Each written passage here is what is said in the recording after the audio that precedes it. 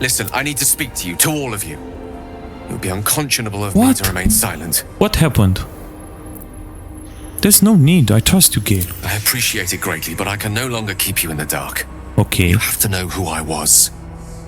You have to know who I really am. What I am this is interesting. is a walking shadow of the promise I once held.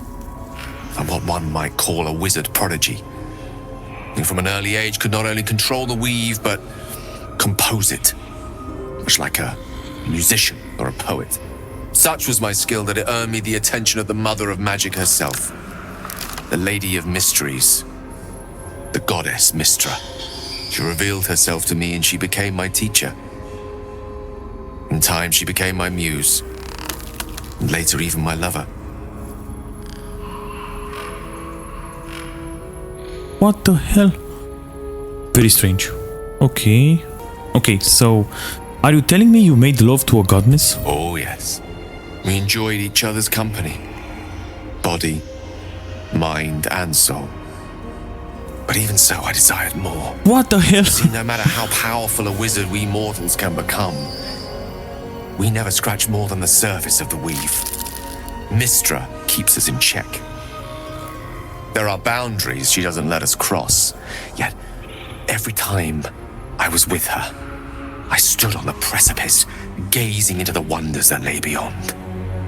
I sought to cross her boundaries. This is not going well. You thought you knew better than Mystra?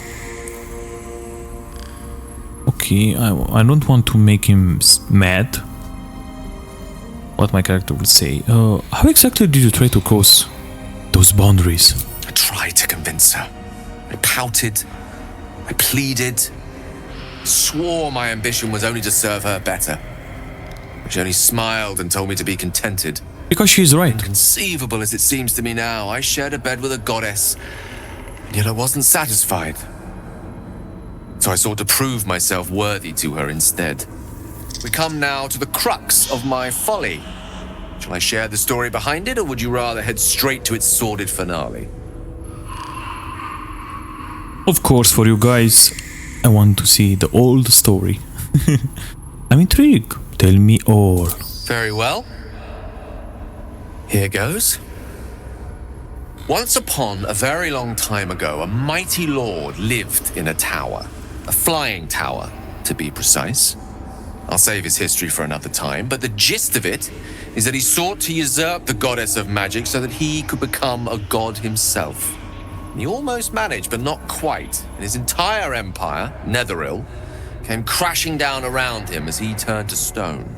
The magic that was unleashed that day was phenomenal, roiling like the prime chaos that outdates creation. Even the weave itself could not withstand the onslaught. It fractured, then shattered, and all magic was lost to the mortal realms, until the day Mystra returned. She restored the weave, reuniting all its scattered shards. Or so I thought. Until, in the course of my studies, I learned of a book.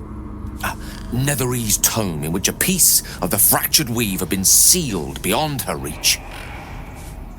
What if, I thought, what if, after all this time, I could return this lost part of herself to the goddess?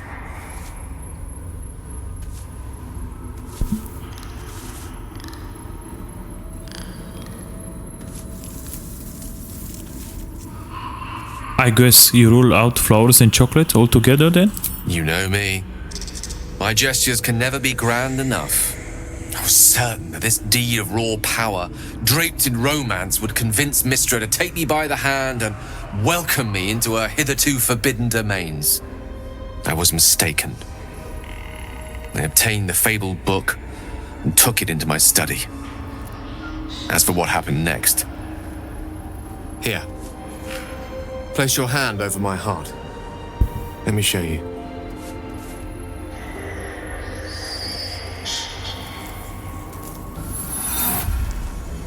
You feel the tadpole quiver as you realize Gale is letting you in. Into the dark. Wow. You see through Gale's eyes, staring down the corridors of a dread memory. A book bound and suddenly opened. Inside there are no pages, only a swirling mass of blackest weave that pounces. Its teeth, its claws, it's unstoppable as it digs through and becomes part of you. And gods, is it ever hungry.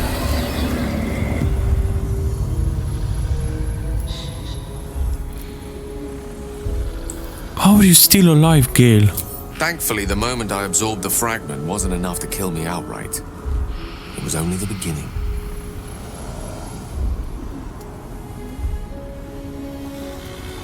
Oh my god. I feel so bad for him.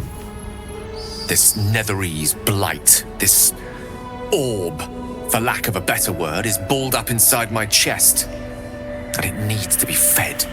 As long as I absorb traces of the weave from potent enough sources, remains quiet. Were it ever to fully destabilize, however. I assume you will die. Rather worse, actually. I will erupt. I don't know the exact magnitude of the eruption, but given my studies of Netherese magic, I'd say even a fragment as small as the one I carry, it'd level a city the size of Waterdeep. Oh my god. You thrice-damned rotten bastard! You've been the greatest threat to our lives all this time! I swear to you I wasn't. But I've no choice but to admit I am now. Perhaps it would be best if I leave. Put as much distance between us as I can before the orb erupts. He's such a nice guy. Is there nothing we can do? We might chance upon a king's collection of magical artifacts around the corner. We might cross paths with a miracle round the bend. Then again, we might not. All of this, it must feel like a betrayal. Say the word, and we'll part ways.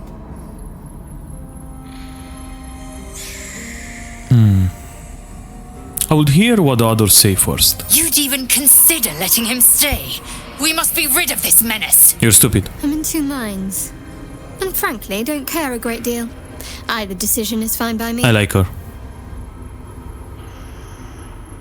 We've come this far together and we'll continue on together. That is how it will be. That is a great relief. Oh, a great relief indeed. You truly are a soul that steals my own. From all my new rallied heart, I thank you. I thank you all. I understand if you stand against me. I'm humbled if you stand with me. Either way, I will do my best not to let you down. I stand at a precipice, but if you do not give up hope, neither shall I. I'll fight. I'll resist as long as I can. Now, even I am tired of the sound of my own voice. Let us venture forth.